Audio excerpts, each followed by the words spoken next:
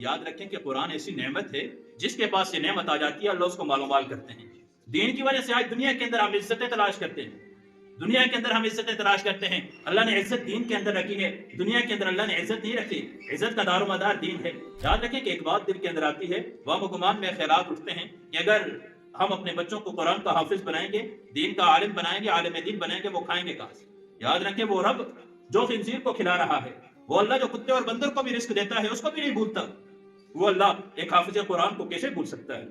وہ اللہ دین کا خدمت کرنے والوں کو کیسے بھول سکتا ہے؟ دین کا کام کرنے والوں کو وہ رب کیسے بھول سکتا ہے جو رب ایک خنزیر ہے, اتنا نجس العین ہے, جو رب اس کو بھی کھانا کھلاتے اس کو بھی بھوکا نہیں رکھتا, تو وہ اللہ کیسے ایک حافظ قرآن کو, ایک عالم دین کو بھوکا چھوڑ دے گا؟ یاد رکھیں سب سے عزت والی زندگی یہ لوگ گزارتے ہیں جو دیندار ہوتے ہیں.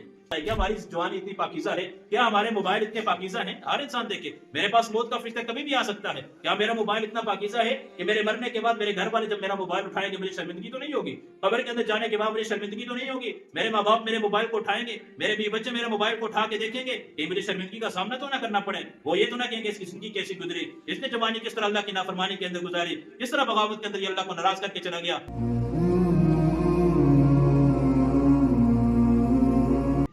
مختلف مقام پہ انسان کو خوشی حاصل ہوتی ہے. خوشی حاصل ہوتی ہے جب انسان ازدواجی زندگی سے منسلک ہوتا ہے, انسان کی شادی ہوتی ہے, وہ بھی ایک خوشی کا موقع ہوتا ہے, بڑی خوشی ہوتی ہے. پھر اللہ جب اولاد کی نعمت سے نوازتے ہیں, مالا مال کرتے ہیں, وہ بھی ایک خوشی کا موقع ہوتا ہے. جب انسان اپنے قدموں پہ کھڑا ہوتا ہے, کاروبار کی ابتدا کرتا ہے, خود کاروبار کرتا ہے, خود کمانے کے لائق ہوتا ہے, وہ بھی ایک خوشی کا موقع ہوتا ہے. جب اللہ رب العزت کسی عہدے پہ لے کے جاتے ہیں, کسی مقام اور مرتبے پہ لے کے جاتے ہیں, وہ بھی ایک خوشی کا موقع ہوتا ہے. لیکن سب سے بڑی خوشی کا موقع کیا ہے کہ جب بیٹا قرآن کا حافظ ہو اور آگے مصلی رسول پہ کھڑا ہو کے نماز پڑھا رہا ہو, تراویح پڑھا رہا ہو, قرآن سنا رہا ہو, اور پیچھے اس کا باپ کھڑا اس کے پیچھے نماز پڑھے, تو اس سے بڑی خوشی کا موقع کچھ نہیں ہوتا. تبھی تو ادھی قرآن کے اندر کہا نا ایک مقام پہ, ربنا حب لنا من ازواجنا وذریاتنا قرۃ اعین واجعلنا للمتقین اماما, کہ اللہ متقیوں کا امام, میری آنکھوں کی ٹھنڈک بنا, مجھے ایسی اولاد نصیب فرما, مجھے ایسی بیوی نصیب فرما جو میری آنکھوں کی ٹھنڈک بن جائے. کیا آنکھوں کی ٹھنڈک کیسے بنے گا کہ باپ گھر کے اندر آئے تو ماں بچے کی شکایت لگائے کہ تیرے بیٹے نے آج فلاں کام کیا ہے, فلاں آج گھر کے اندر گلا لے کر آیا, فلاں اس نے خرابی کی ہے. آنکھوں کی ٹھنڈک کیسے بنے گا کہ باپ مسجد کے اندر داخل ہو تو بچہ ہاتھ میں قرآن لے کے قرآن کی تلاوت کر رہا ہو, تو باپ کی آنکھوں کی ٹھنڈک تو ایسا بنے گا. باپ مسجد میں داخل ہو تو بچہ عبادت کے اندر مصروف ہو, باپ مسجد کے اندر داخل ہو تو بچہ نماز کے اندر مصروف ہو, قرآن کی تلاوت کر رہا ہو, قرآن پڑھ رہا ہو, تو یہ بڑا خوشی کا موقع ہوتا ہے. اللہ رب العزت ہر ایک والد کو ایسی اولاد نصیب فرمائے کہ ان کے بیٹے قرآن کے وہ حافظ بنے. اللہ رب العزت یاد رکھیں کہ قرآن ایسی نعمت ہے جس کے پاس یہ نعمت آ جاتی ہے اللہ اس کو مال و مال کرتے ہیں. دین کی وجہ سے آج دنیا کے اندر ہم عزتیں تلاش کرتے ہیں, دنیا کے اندر ہم عزتیں تلاش کرتے ہیں. اللہ نے عزت دین کے اندر رکھی ہے, دنیا کے اندر اللہ نے عزت نہیں رکھی. عزت کا دار و مدار دین ہے. ابن جوزی رحمہ اللہ نے ایک واقعہ نقل کیا ہے الملتزم فی تاریخ الامم والملوک کے اندر, عبداللہ بن مبارک رحمہ اللہ کا واقعہ نقل کیا کہ جب یہ رقہ شہر کے اندر یہ داخل ہوئے, بتا رہا ہوں کہ اللہ رب العزت عزت کتنی عطا کرتے ہیں, کتنی اللہ عزت عطا کرتے ہیں. عبداللہ بن مبارک رحمہ اللہ کے بارے میں آتا ہے کہ جب یہ رقہ شہر کے اندر داخل ہوئے تو 30,000 کا مجمع ان کے استقبال کے لیے باہر آیا. ہارون رشید کا زمانہ تھا. زبیدہ اس کی بیوی حیران ہوگی کہ اتنا شور, اتنی گرد و غبار اور دائیں بائیں اتنے لوگوں کا ہجوم دیکھ کے پریشان ہوگی. اس نے جلدی خادموں کو بلایا کہ دیکھو کہ دشمن نے حملہ تو نہیں کر دیا. کہا دشمن نے حملہ نہیں کیا, مسلمانوں کا امام, مسلمانوں کا عالم, امیر المؤمنین والحدیث عبداللہ بن مبارک شہر میں داخل ہوئے ہیں, ان کے استقبال کے لیے 30,000 سے زائد کا مجمع ان کے استقبال کے لیے نکل آیا ہے. تو زبیدہ کی زبان سے بے اختیار ایک جملہ نکلا کہ ہم تو ہارون رشید کو بادشاہ مانتے ہیں, ہماری نظروں کے اندر تو یہ بادشاہ تھا, یہ تو ڈنڈے کے زور پہ بادشاہی کرتا ہے, یہ تو لوگوں سے اپنی عزت اور اپنا ادب اور اپنا استقبال ڈنڈے کے زور پہ کرواتا ہے.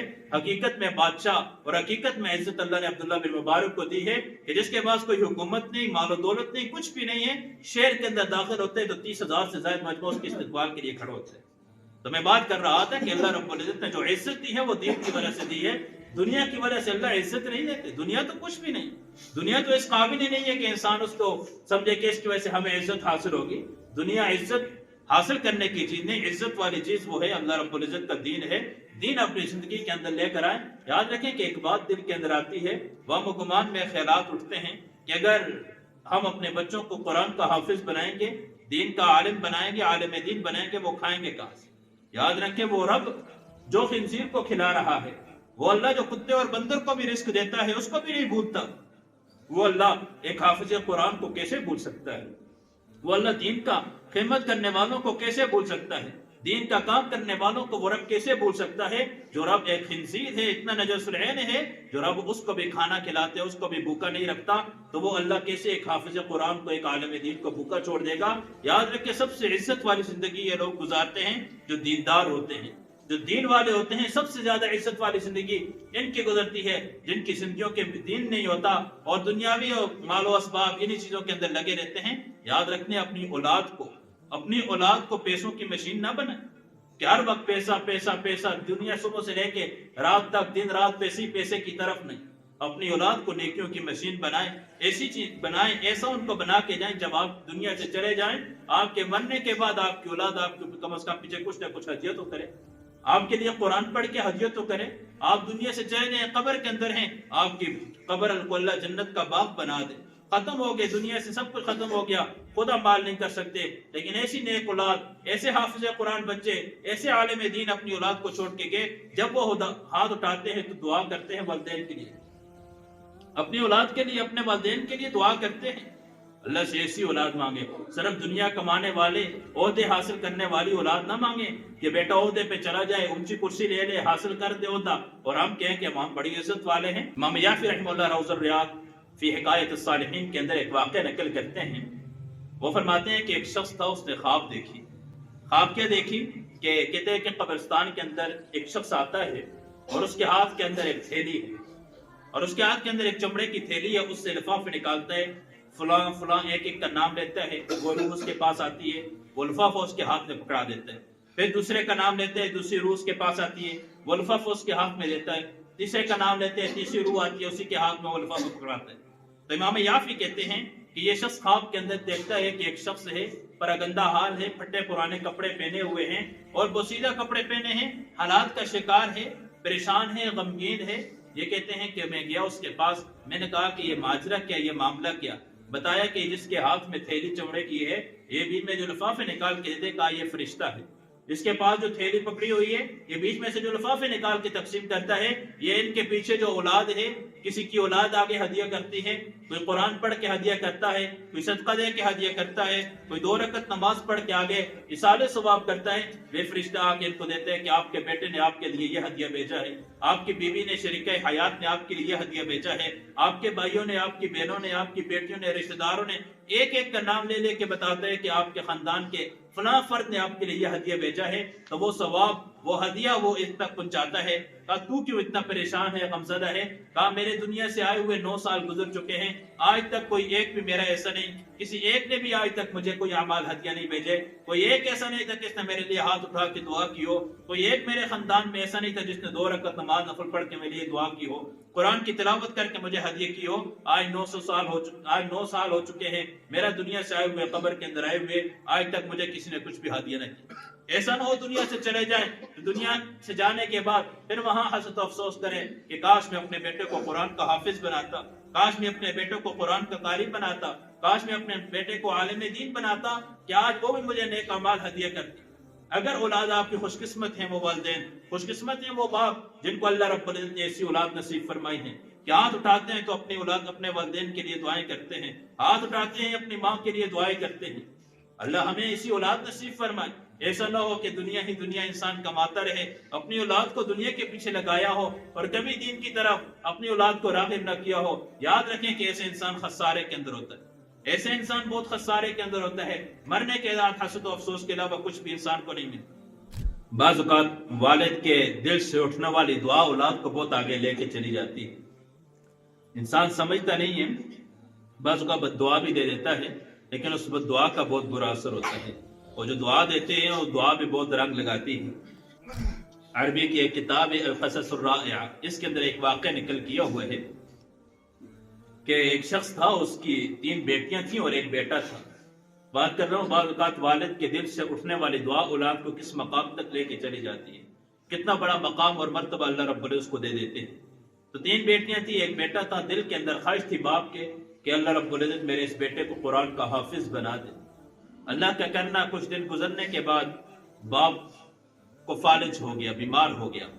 ایک ہی بیٹا ہے، کوئی کمانے والا ہے نہیں، کوئی اتنا انتظام نہیں ہے، مالی امداد کا کوئی مالی مدد کچھ بھی، اتنا کچھ بھی نہیں ہے۔ ایک بیٹا ہے، باپ معذور ہو چکا ہے، مفلوج ہو چکا ہے۔ اب بیٹے نے سوچا کہ اور تو کوئی ہے نہیں، جوان بیٹا ہے، یہ گیا مزدوری کر کے آیا، وہاں سے مزدوری جو پیسے ملے دن کی دیہڑی لگا کے آیا، تو اب سوچا کہ باپ کو اگر ہاتھ میں دیتا ہوں تو بے ادبی ہے، ہاتھ میرے اوپر ہوگا، باپ کا ہاتھ نیچے ہوگا تو یہ بے ادبی ہے، مناسب نہیں ہے۔ باپ کے سہانے کے قریب اس نے جا کے وہ پیسے رکھ دیے۔ اب جب باپ کی نگاہ پیسوں پہ پڑی تو اپنی شریک حیات بیوی کو بلایا کہ یہ پیسے کہاں سے آئے؟ کہا آج آپ کا بیٹا پہلے دن بازار گیا ہے، مزدوری کر کے آیا ہے، یہ دیہڑی کے پیسے وہ لے کر آیا ہے، تو اس نے آ کے رکھے، آپ کو دینا مناسب نہیں سمجھا۔ ہاتھ کے اندر کہیں بے ادبی نہ ہو جائے کہ آپ کا ہاتھ نیچے ہو، باپ بیٹے کا ہاتھ اوپر ہو۔ ظاہر اوپر والا ہاتھ دینے والا جو ہاتھ ہوتا ہے وہ فضیلت والا ہوتا ہے، تو بیٹا نے ایسے اعتبار سے مناسب نہیں سمجھا تو یہاں رکھ دیے۔ تو باپ کی آنکھوں میں آنسو آئے کہ اللہ میں نے یہ تو نہیں مانگا تھا کہ میرا بیٹا دنیا کمائے، میرا بیٹا جا کے مزدوریاں کرے، یا اللہ میری خواہش تو تھی کہ میرا بیٹا قرآن کا حافظ بنے، عالم دین بنے، یا اللہ تو اس میرے بیٹے کو قرآن کا حافظ بنا دے۔ چند مہینے گزرے تھے کہ باپ کا انتقال ہو چکا ہے۔ اب یہ بیٹا دن بھر مزدوری کرتا، رات کو آتا مسجد میں سب کے پاس قرآن شروع کر دیا۔ اب کچھ ہی وقت گزرنے کے بعد اس قرآن کا حافظ بنے، دن کو مزدوری کرتا، رات کو جو تھوڑا سا وقت ہوتا وہ آتا اور آ کے استاد جی کے پاس آتا، مسجد کے اندر امام صاحب کے پاس آتا، ہر سب کے پاس آ کے بیٹھ کے تھوڑا وقت دیتا، وہ کرتے کرتے اس نے قرآن کے یہ حافظ بن چکا ہے۔ اب اس نے صرف اور نحو کے بنیادی کچھ نہ کچھ اصول کا عقائد وغیرہ جتنے بھی تھے وہ اصول وغیرہ قواعد اس نے یاد کر لیے۔ پھر اس نے پی ایچ ڈی حاصل کرنے کے لیے سورہ کہف کی تفسیر لکھنا شروع کر دی، وہ نکات وغیرہ لکھ لیے۔ اللہ رب العزت نے اس کو دین کا کام لینا تھا، مختصر وقت ہے اس کے پاس، دن کو مزدوری کرتا، رات کو یہ دین کا علم حاصل کرتا۔ اللہ کا کرنا اس نے پی ایچ ڈی حاصل کر لی، اب ڈاکٹری اس کو بننے کی وہ سند دی جا رہی ہے، اب اس کو ایک عزت دی جا رہی ہے، اسٹیج قائم ہوا، سارے لوگ آئے، بڑے بڑے استاد تھے اس کے، بڑے بڑے عرب کے علماء بھی موجود ہیں۔ اب وہ جو اسٹیج پہ تھے اس کا تعارف کروا رہا تھا کہ یہ وہ نوجوان ہے جو دن کو مزدوری کرتا ہے، رات کو تھوڑے وقت کے اندر، مختصر وقت کے اندر دین کا علم حاصل کرتا ہے۔ اس نے قرآن بھی یاد کر دیا، پھر اس نے پی ایچ ڈی کی سند حاصل کرنے کے لیے، ڈگری حاصل کرنے کے لیے اس نے سورہ کہف کے فلاں فلاں انداز میں نکات لکھے، تعریف کو اس کی تفسیر نقل کی ہے۔ 1.5 سال کے اندر یہ مقالہ مکمل ہو چکا ہے، آج اس کو یہ ڈگری حاصل ہوگی۔ اب یہ جب تعارف کر رہا ہے تو اس کی آنکھوں میں آنسو ہے اس نوجوان کے، اب یہ رو رہا ہے، بے اختیار رو رہا ہے۔ یہ اسٹیج سیکرٹری کے پاس جاتا ہے کہ دیکھ خیریت ہے، یہ تو خوشی کا موقع ہے، آج کے بعد آپ کے نام کے ساتھ ڈاکٹر لگے گا، آج آپ کو ایک ڈگری حاصل ہوگی، آج کے بعد آپ کا لقب ڈاکٹر بن جائے گا، یہ تو خوشی کا موقع ہے، آپ رو کیوں رہے ہو؟ کاش میرا باپ زندہ ہوتا، میرے باپ کی خواہش تھی، اس کی آنکھوں کی ٹھنڈک یہ تھی کہ میرا بیٹا قرآن کا حافظ بنے، اللہ اس سے دین کا کام لے، اللہ اس سے دین سے محنت، دین کا کام، قرآن کی خدمت لے۔ آج اللہ نے مجھے حافظ بھی بنا دیا، آج اللہ مجھے دین کا کام بھی لے رہے ہیں، لیکن میرا باپ موجود نہیں ہے۔ وہ باپ کے دل سے اٹھنے والی آہ ایسی تھی، حالانکہ مزدوری کرنے والا، ہم کہتے ہیں کہ دن کو مزدوری کرنے والا رات کو کہاں پڑے گا؟ اکثر نوجوان ایسے ہیں جو دن کو مزدوری کرتے ہیں، کہتے ہیں ہم قرآن نہیں پڑھ سکتے، ہمیں قرآن پڑھنے کی توفیق نہیں ملتی، کیوں جی؟ ہمارے پاس ٹائم نہیں ہے، ہمارے پاس ٹائم نہیں ہے۔ ہم اپنے اسلاف کی زندگی کو دیکھیں، وہ قرآن کی تلاوت کیسے کیا کرتے تھے، کیسی زندگی میں تلاوت، قرآن کی تلاوت کا معمول تھا۔ امام مالک رحمہ اللہ کے پاس جب امام شافعی پڑھنے کے لیے گئے، مکہ سے مدینے کا جب سفر کیا، کہا 17 دن کا سفر تھا، وہ تو امام مالک پڑھنے کے لیے جا رہے ہیں، جب وہاں پہنچے کہا 17 دنوں کے اندر 17 قرآن مجید حفظ کر، 17 دنوں کے اندر 17 مرتبہ قرآن مجید کی میں نے تلاوت کر دی تھی۔ وہ لوگ ایسے تھے۔ امام ابن سیرین کی ہمشیرہ حفصہ بن سیرین کے بارے میں آتے ہیں کتابوں کے اندر، ان کی زندگی کا معمول تھا، یومیہ کا، روزانہ کا معمول تھا، روزانہ 15 پارے قرآن کی وہ تلاوت کرتے تھے، 15 پارے روزانہ قرآن کی تلاوت وہ کیا کرتی تھی۔ کہا کہ ایام تشریق بیماری کے ایام کے علاوہ کہا ہر دن ان کا روزہ ہوا کرتا تھا۔ ایسی ایسی وہ عورتیں اور ایسے وہ قرآن کی تلاوت کا ان کا معمول تھا۔ ابو بکر بن عیاش رحمہ اللہ کے بارے میں آتا ہے، جب انتقال ہونے لگا تو بیٹی رونے لگی، کہا بجان پتہ نہیں آگے کیا ہوگا؟ کہا بیٹا کچھ بھی نہیں ہوگا، تیرے باپ نے اس حجرے کے اندر، اس کمرے کے اندر 30 سال سے یہ معمول ہے، روزانہ ایک قرآن مجید تلاوت کرتا ہے، روزانہ ایک قرآن مجید تلاوت کرتا ہے۔ تو میں بات کر رہا تھا کہ یہ تو اللہ رب العزت جس کو توفیق دیتے ہیں۔ ہمارے نوجوان کہتے ہیں کہ ہم دن کو مزدوری کرتے ہیں، ہمارے پاس ٹائم نہیں ہوتا قرآن پڑھنے کا۔ ہم ان کی زندگی کو دیکھیں. وہ میں نے جو واقعہ سنایا, دن کو مزدوری کرنے والا بچہ رات کو آ کے اس نے قرآن زبانیں بھی یاد کر دیا, اور پھر صرف قرآن یاد نہیں کیا, صف نو کے بنیادی جتنے بھی اصول ہے وہ یاد کرنے کے بعد ڈاکٹری کی ڈگری بھی اس نے حاصل کر دی, اور دین کی خدمت بھی وہ کر رہے, ساتھ اپنی مزدوری بھی کر رہے. تو ہمارے ہاں ہمارے نوجوانوں کے دنوں کے اندر یہ بات ہے کہ اگر دنیا کا کام کرتے ہیں تو ہم کچھ بھی دین حاصل نہیں کر سکتے. علامہ شمس الدین رحمہ اللہ, ذہبی رحمہ اللہ نے حضرت یحییٰ بن سعید رحمہ اللہ کے بارے میں نقل کیا ہے کہ ان کا 20 سال سے یہ معمول تھا کہ روزانہ ایک قرآن مجید تلاوت کیا کرتے تھے. ان کے ایک شاگرد تھے ابن قطان, وہ فرماتے ہیں کہ میں نے 20 سال اپنے استاد کی خدمت میں رہا ہوں, کبھی اپنے استاد جی کو میں نے نافرمانی کرتے ہوئے نہیں دیکھا. اب دیکھیے ان کی زندگی کیسی گزری تھی, کیسی اطاعت والی ان کی زندگیاں تھی, کیسی عبادت والی ان کی زندگیاں تھی, اور آج ہماری زندگی کیسی ہے.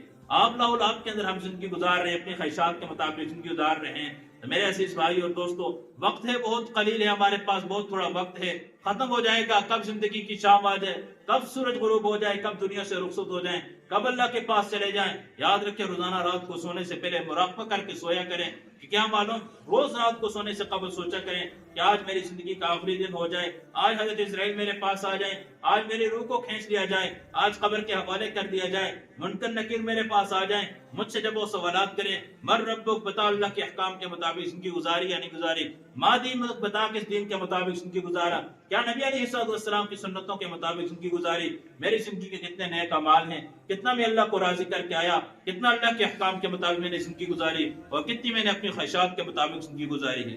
کیا جواب دوں گا میں؟ اگر وہاں آپ سوچیں, آپ کے سامنے خود سمجھ آ جائے گی آج میری موت آئی. کیا ہماری جوانی اتنی پاکیزہ ہے؟ کیا ہمارے موبائل اتنے پاکیزہ ہیں؟ ہر انسان دیکھے, میرے پاس موت کا فرشتہ کبھی بھی آ سکتا ہے. کیا میرا موبائل اتنا پاکیزہ ہے کہ میرے مرنے کے بعد میرے گھر والے جب میرا موبائل اٹھائیں گے مجھے شرمندگی تو نہیں ہوگی؟ قبر کے اندر جانے کے بعد مجھے شرمندگی تو نہیں ہوگی؟ میرے ماں باپ میرے موبائل کو اٹھائیں گے, میرے بیوی بچے میرے موبائل کو اٹھا کے دیکھیں گے کہ مجھے شرمندگی کا سامنا تو نہ کرنا پڑے. وہ یہ تو نہ کہیں گے اس کی زندگی کیسی گزری, اس نے جوانی کس طرح اللہ کی نافرمانی کے اندر گزاری, کس طرح بغاوت کے اندر یہ اللہ کو ناراض کر کے چلا گیا. میرے عزیز بھائی اور دوستو, وقت بہت کم ہے, اللہ کو راضی کر لیں. زندگی موت کا کچھ نہیں پتا, کب موت آ جائے, کب زندگی کا سورج غروب ہو جائے. اس لیے مرنے سے پہلے, مرنے کے بعد والی زندگی کی تیاری کرتے رہیں اور اللہ سے مانگتے رہیں. اللہ عمل کرنے کی توفیق عطا فرمائے.